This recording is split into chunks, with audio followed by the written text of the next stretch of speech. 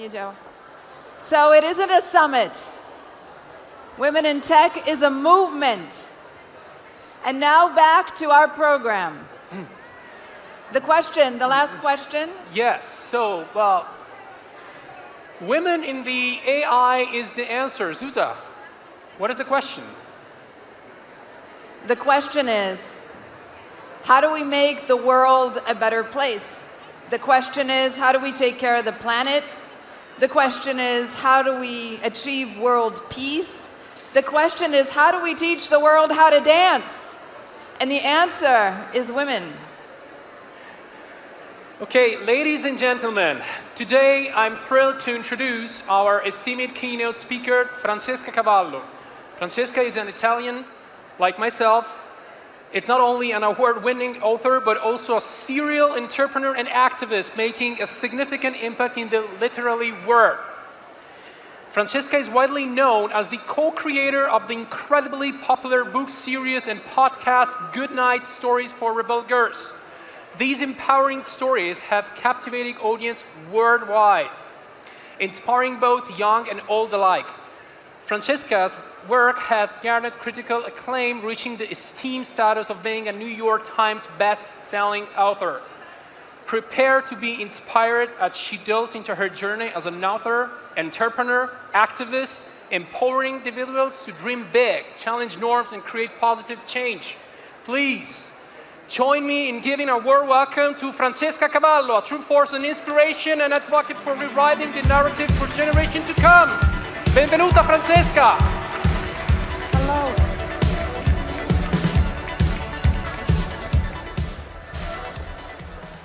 Wow. This is my first time in Poland, and look at this welcome.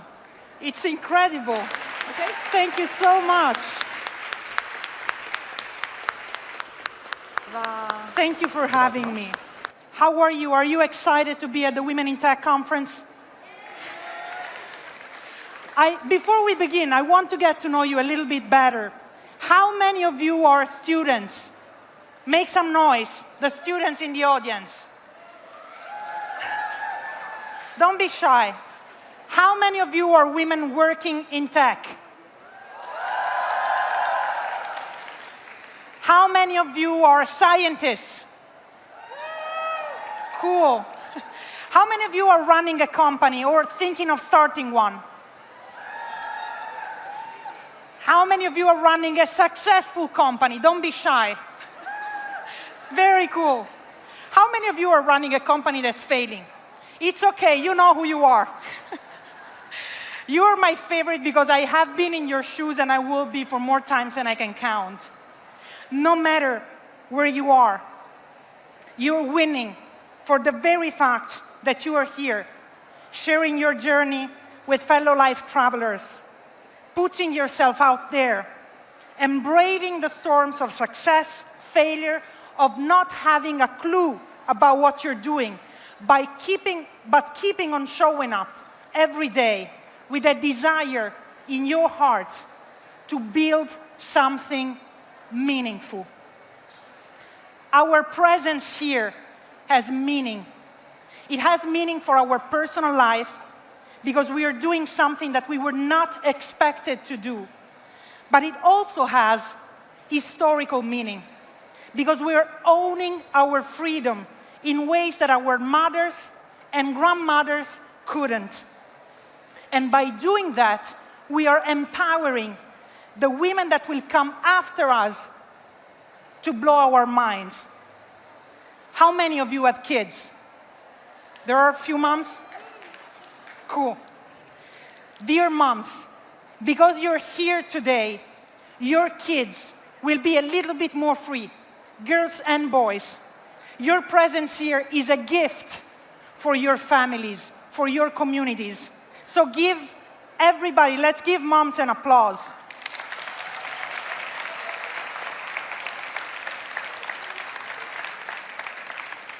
Our presence here has meaning. And I want you to remember that throughout the conference. I want you to think about meaning. Why are we here? At these events, you'll meet so many people and learn so much. You will meet people who will tell you all about scalability. They will share with you their expertise on online marketing. They will give you golden tips about fundraising and ideas about how to start your next company using artificial intelligence. Your mind will be blown by all the unbelievable women that you will meet. But why are we doing this? There is a personal why, a reason for each of us to be here. And there is a collective reason. We want more women in the industry, not just because we want to change the way business works. We are here because we want a different world. We want to narrow the gap between the ultra-rich and the ultra-poor. We want our respect for planet Earth to be at the core of the companies we build. We want a world where everyone, regardless of their gender, skin color, sexual orientation, physical or mental ability, can find a way to explore their full potential. That is the magic of women in tech. That's why it matters so much that we are here. Our presence here matters because the future of the world is at stake, and we want to design it. We want our Perspektywy to shape that future. Our Perspektywy as women, but also our Perspektywy as Europeans. We have made progress, but let's be honest. We still live in a world where we are told that our perspective doesn't matter, even when we are talking about choices regarding our own bodies. So imagine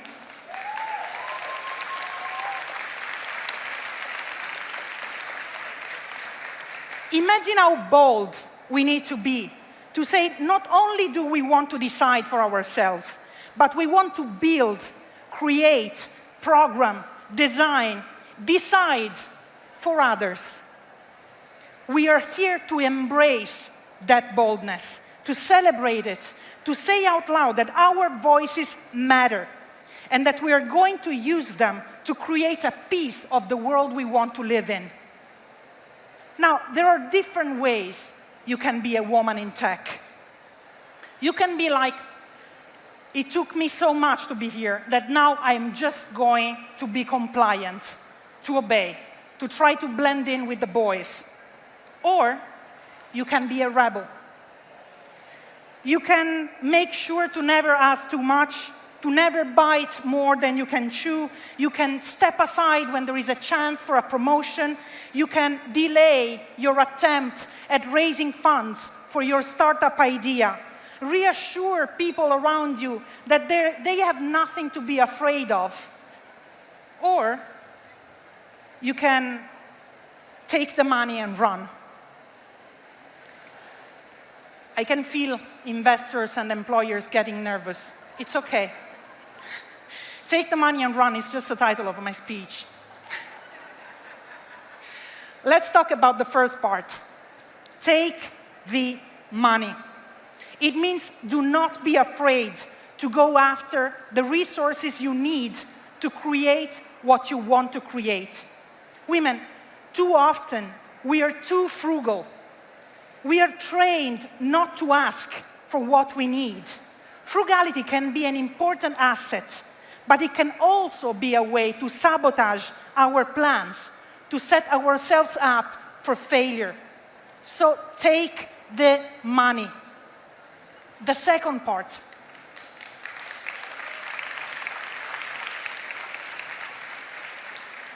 The second part, run. Don't be afraid to surprise the people around you. Don't wait for them to validate your ideas. Precede them. Show them how it can be done. Let them play catch up. You see, throughout my journey as an entrepreneur so far, I realized that the patriarchy was designed not to magnify my desire, but to belittle it, to diffuse it, to shut it down. So to get rid of the patriarchy within myself, I realized that I needed to stay as close as possible to my desire. Even, especially I would argue, when that desire was in contrast with the world around me. When I realized that to be successful in the children's app market, I needed to design apps that were addictive for kids, I chose to pivot away from the app industry because I realized that I could not find an alignment between my job and my desire. It was that choice that allowed me to create a project like Goodnight Stories for Rebel Girls. The good thing is that I used a lot of what I had learned in Silicon Valley to launch the book on Kickstarter. But this time, I decided on my terms how I would use those tools, for what I would use those tools. After having tried to do all the things that investors expected us to do, and after none of them worked, we did something completely unexpected. Investors in San Francisco wanted us to create a platform for user-generated content created by parents. And instead, we moved to Los Angeles, and we created a book. We took the money and ran. And with a single book, made of paper, we took the company from zero to $14 million a year in revenues.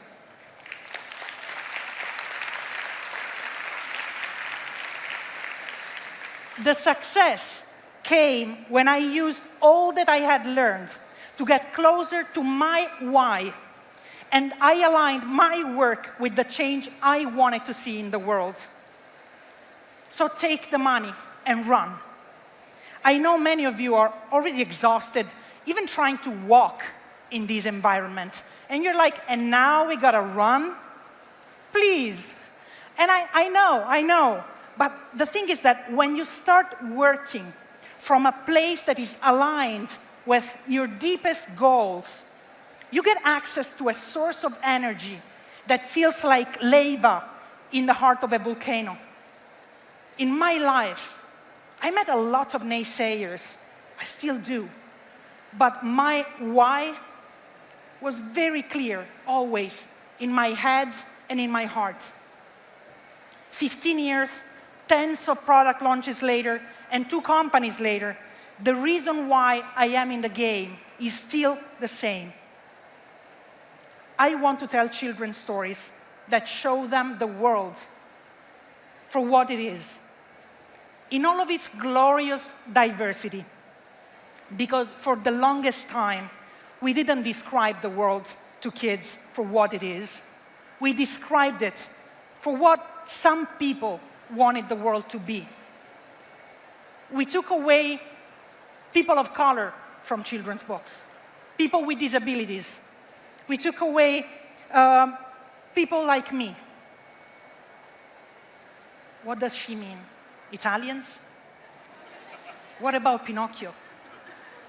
No, I mean queer people.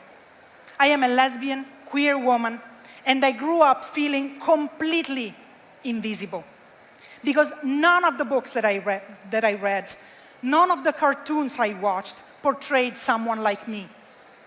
The reason I wake up every morning is to make sure that no kid feels as invisible as I felt.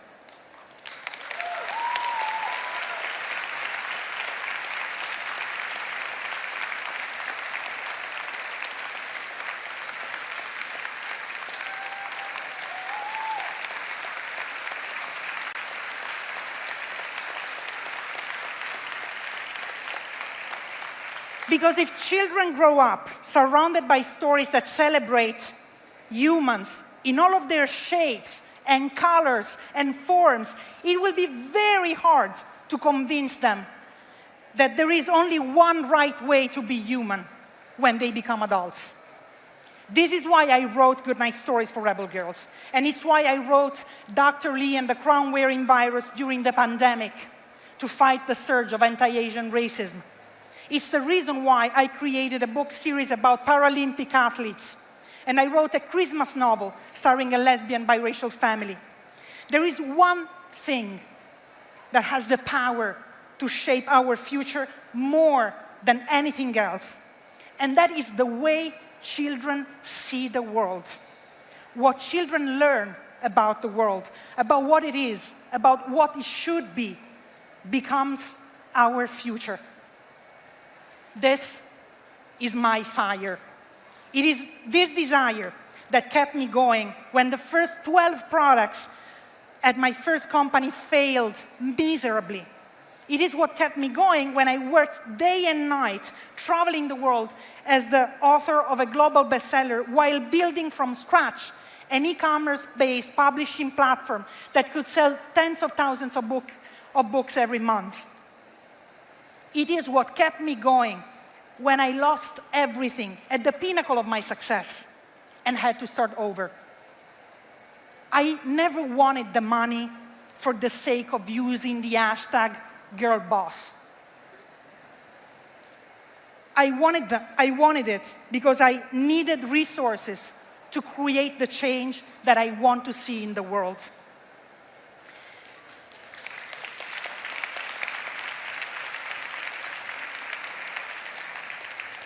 If you stay close to your desire, if you find a connection between the work you do every day and the change you want to see in the world, you'll acquire a superpower.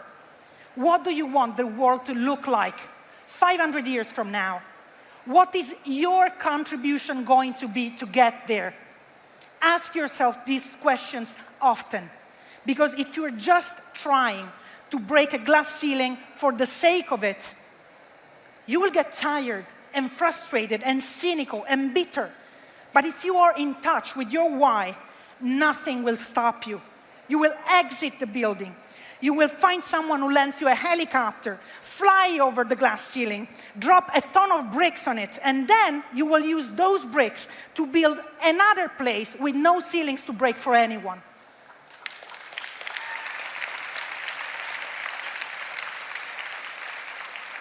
So take the money and run.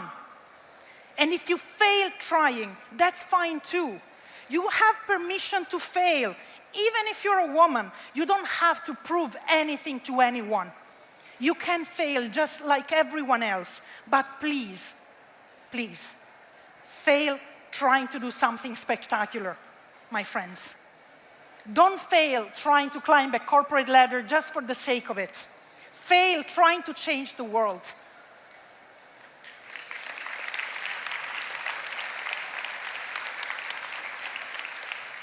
I want us all to be more ambitious, more rebellious, more radical, more disruptive.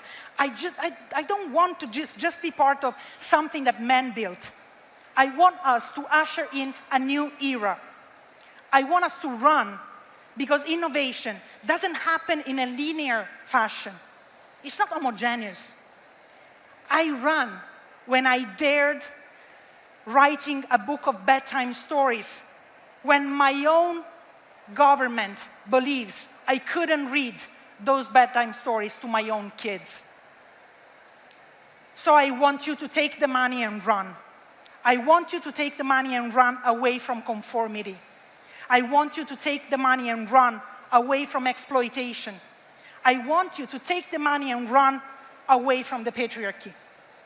I want you to question your business models from multiple perspectives. I want you to ask yourself if your company is making you a better or a worse person, if it's making the people who work with you better or worse people. I want you to challenge the idea that being entrepreneurs or programmers or designers isn't inherently political. Of course it is. When you are an entrepreneur, a programmer, a designer, you are building tools for humanity. And tools are never neutral. The way you design them isn't neutral. The people you hire for designing them aren't neutral. The process you adopt to build your products is not neutral. Every day, your work creates pieces of the world we get to inhabit. Technology is more than an opportunity to make rich guys richer. Entrepreneurship is more than an opportunity to buy a yacht.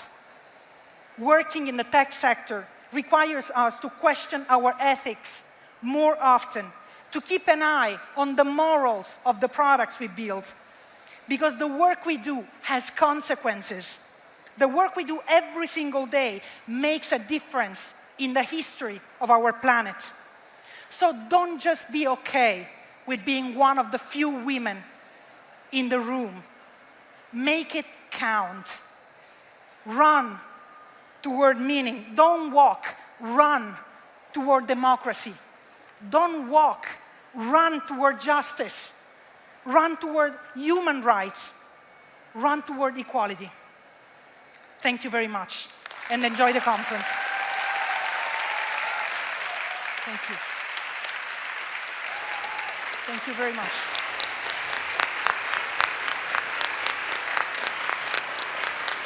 Thank you.